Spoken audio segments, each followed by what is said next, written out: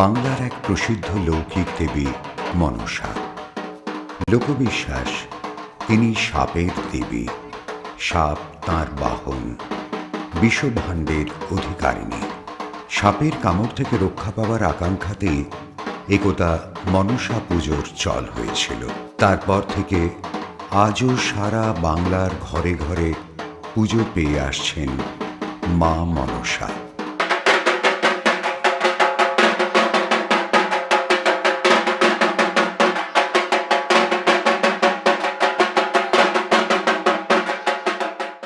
সাধারণত আষাঢ় থেকে আশ্বিন সংক্রান্তিতে অর্থাৎ বর্ষার সময় এই মনসা পুজো অনুষ্ঠিত হয়। মনসা পুজো চলে দুদিন ধরে।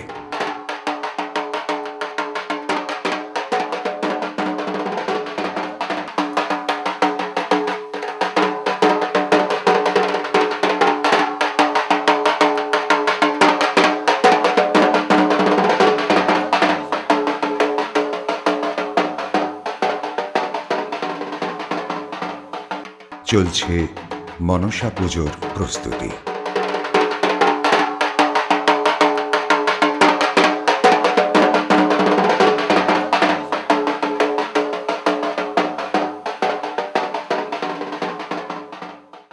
মনসাকে নিয়ে এক বৃহৎ ও অতি চমৎকার লোকশিল্প গড়ে উঠেছে।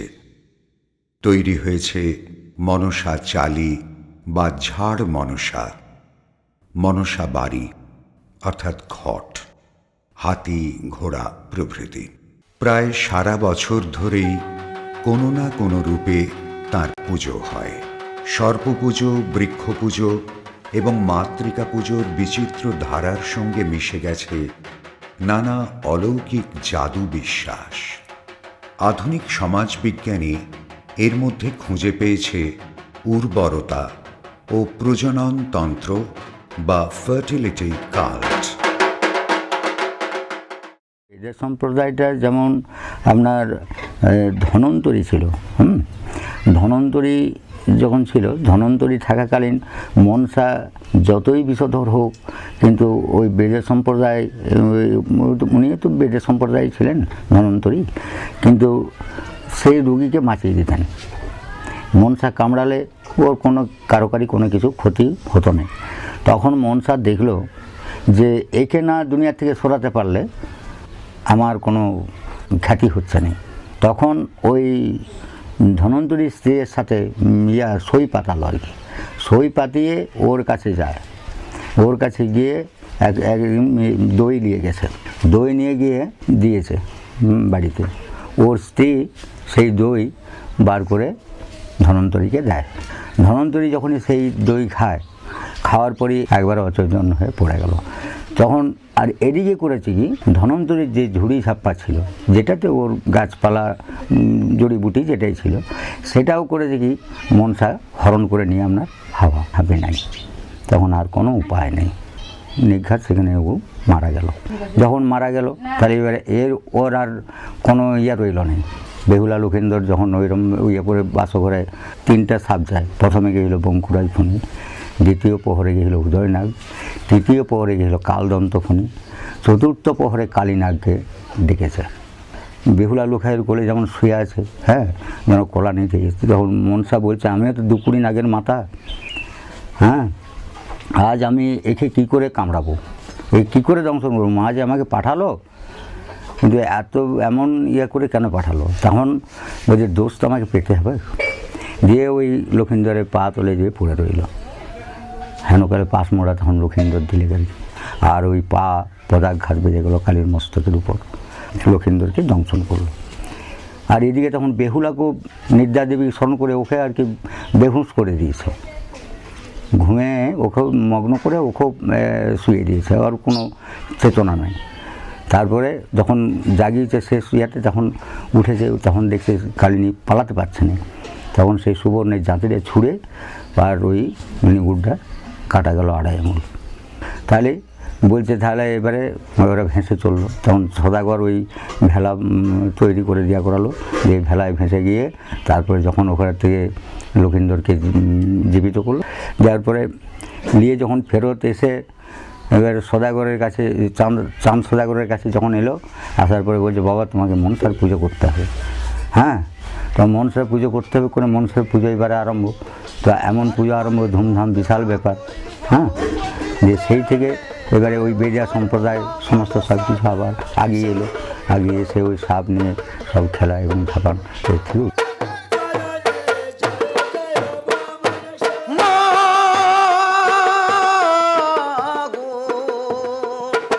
আতালে বন্ধ পাতালে বন্ধ, বন্ধ নাগের সরি। আতালে বন্ধ পাতালে বন্ধ, বন্ধ নাগের সরি। জয় জয়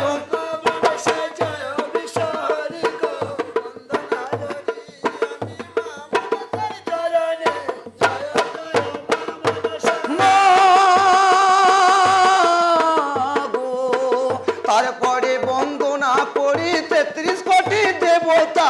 জয় জয়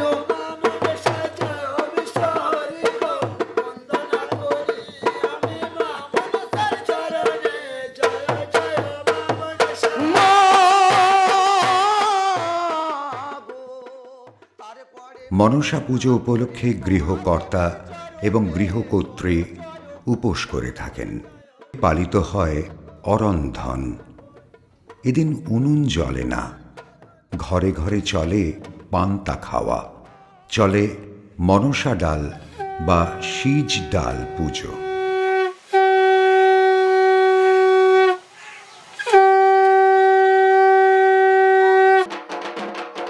মনসা পুজোতে পশু বলিও হয়। কোথাও কোথাও চলে হাড়ি কাঠে বলি, আবার কোথাও কোথাও চলে হাড়ি কাঠ ছাড়া বলি। একে বলে আলগা বলি। বলির রক্তের উপর গড়াগড়ি খাওয়াকে বলে লাচাড়ি। এই সময় ভক্তরা আকুল কণ্ঠে দেবীর বন্দনা ও স্তুতি করে।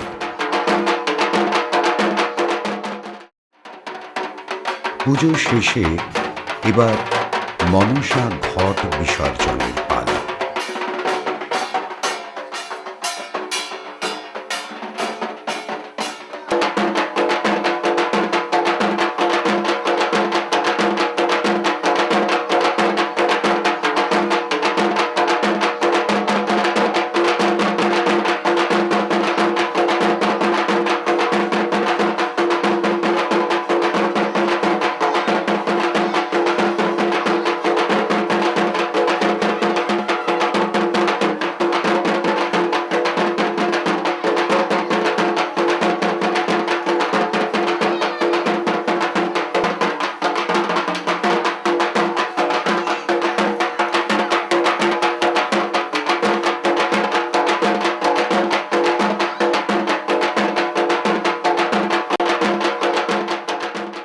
এ তো গেল মনসা পুজো। এবার আসা যাক ঝাঁপান উৎসবে। বলা ভালো, সারা দেশ জুড়েই মনসার উৎসব পালিত হয়, আর এই মনসাকে কেন্দ্র করেই হয় ঝাঁপান উৎসব। ঝাঁপানের উল্লেখযোগ্য ও আকর্ষণীয় দিক হল মনসা দেবীর সামনে সাপ খেলানো। গ্রামের মনসা থান থেকে ঝাঁপান বের হয়। শোভাযাত্রার শেষে থাকে একটি গাড়ি। সেখানে থাকে মনসার কোনো মূর্তি কিংবা ঘট কিংবা পট। সদর রাস্তায় গাড়ি চলে, সঙ্গে চলে উৎফুল্ল জনতা।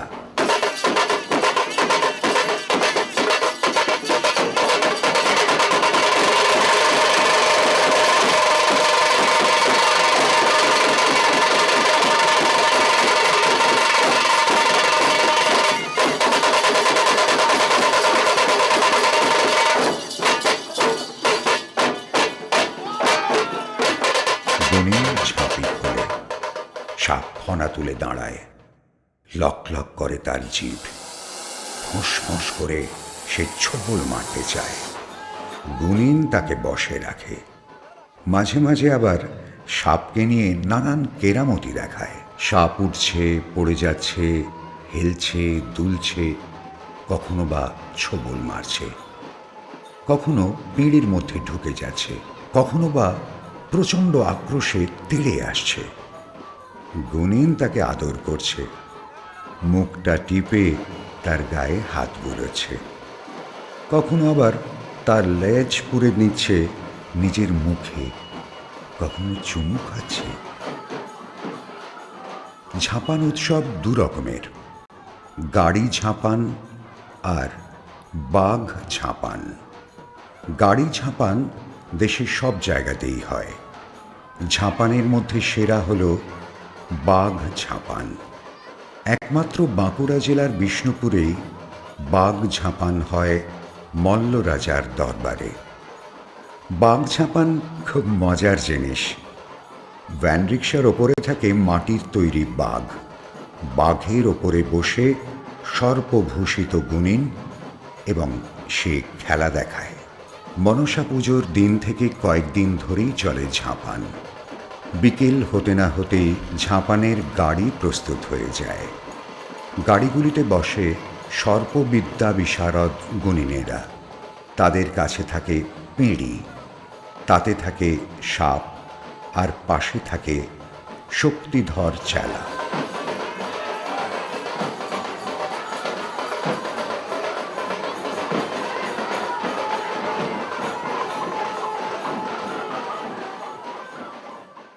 ঝাঁপান শব্দটির অর্থ যাপ্য যান, অর্থাৎ নরবাহিত যান।